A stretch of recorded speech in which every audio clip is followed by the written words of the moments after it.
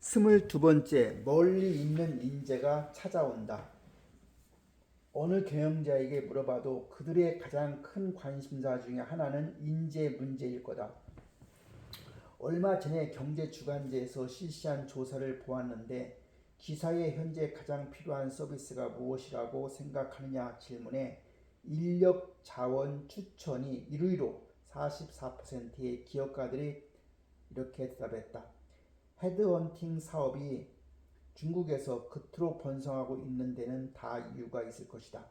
억대 연봉의 인재를 연결해주는 글로벌한 업체에서 전화나 팩스로 일반 인재를 연결해주는 국내 소규모 업체들에 이르기까지 모든 헤드헌팅 업체들이 호황을 맞고 있는 것 같다. 공자는 논어 자료에서 이렇게 말했다. 가까이 있는 사람들을 기쁘게 하고 멀리 있는 사람들을 찾아오게 만든다. 현재 일하고 있는 직원들이 즐겁게 일하고 회사의 경영자가 훌륭하다는 명성을 얻게 되면 자연히 그 명성이 전해져서 인재를 불러들이게 되는 법이다. 많은 컨설팅 업체들이 기업 경영자의 내재적인 심리 요구를 만족시키는 일을 한다. 예를 들어 전략에 대한 자문, 업무 라인 재정비와 혁신이 모두 경영자의 요구를 만족시키는 일들이다. 어쩌면 헤드헌팅 업체들이 최종적으로 만족시켜야 할 것도 경영자의 심리적 필요일 것이다. 이것은 경영자들이 회사 내에 이런 문제들이 존재하는 이유가 단지 자신이 적절한 인재를 찾지 못했기 때문이라고 생각한다는 사실을 말해준다. 따라서 그들은 헤드헌팅 회사의 도움을 받아서 적합한 인재들을 찾으려고 하는 것이다. 개인적으로 나는 인재에 목말라 하는 경영자는 좋은 경영자가 아니라고 생각한다. 가까이에 있는 사람들을 기쁘게 만들고 멀리 있는 사람들을 찾아오게 만든다라는 공자의 말처럼 인재들이 자신의 회사로 오도록 만들기 위해서 먼저 현재 회사 내의 인재들을 잘 활용할 수 있어야 할 것이다. 그들이 자신의 강점을 발휘하고 잠재력을 발굴할 좋은 환경을 만들어 주어야 한다. 회사의 좋은 환경이 널리 알려지면 인재들은 자연스럽게 찾아오게 되어 있다. 게임 이론의 대표적인 경제학자인 데이비드 크랩스가 내놓는 고용관계 모델도 이 간단한 이치를 설명하고 있다.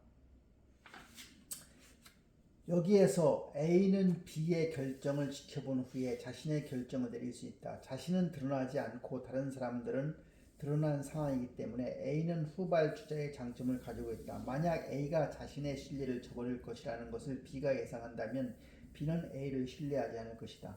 이렇게 되면 어떤 거래도 이루어지지 않고 각자 제 길을 갈 것이기 때문에 양측의 수익성은 0이다.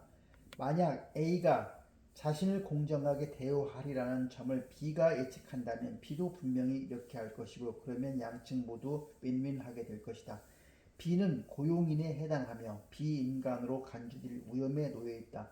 A는 고용주에 해당하며 고용인이 회사에 들어온 후에 그를 어떻게 대우할 것인가를 결정할 수 있는 권한을 가지고 있다. 고용인이 가진 한 가지 강점은 그 회사의 현재 고용인들과 이전의 고용인으로 일했던 사람들로부터 그 회사의 고용주에 관해 알아볼 수 있다는 점이다. 그리고 고용주는 자신의 명성을 고려해야 하기 때문에 일반적으로 자신의 후발주자의 강점을 경솔하게 사용하여 고용인들의 신뢰를 저버리지 않는다. 회사는 고용주로서의 강점을 가지고 있다. 이는 인적 자원 관리에서 말하는 고용 브랜드의 개념이다. 한 회사의 고용 브랜드는 제품의 브랜드와 일치하는 경우가 많다. 예를 들어 중국에서 IBM, GE, 쉘은 매우 강력한 제품 브랜드로 인지되는 동시에 매우 강력한 고용 브랜드를 유지하고 있다. 많은 사람들이 고용 브랜드를 제품 브랜드의 부속 트렌드로 간주한다. 제품 혹은 서비스의 품질에 대한 소비자들의 인식과 기대는 그 회사의 경영 수준과 밀접한 관련이 있다.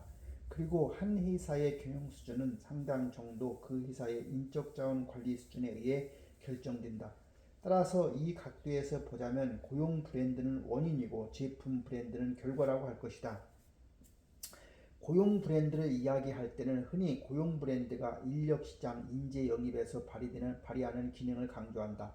하지만 고용 브랜드는 내부인에 대한 브랜드이기도 하다. 훌륭한 경영자가 해야 할 일은 인력시장에서 좋은 명성을 쌓는 것에만 있지는 않다. 더욱 중요한 것은 회사 내부의 인력 관리와 인적 자원 정책이 회사의 고용 브랜드를 확립하는 데 공헌하고 있는가, 회사의 현재 고용 브랜드와 일치하는가 하는 점이다.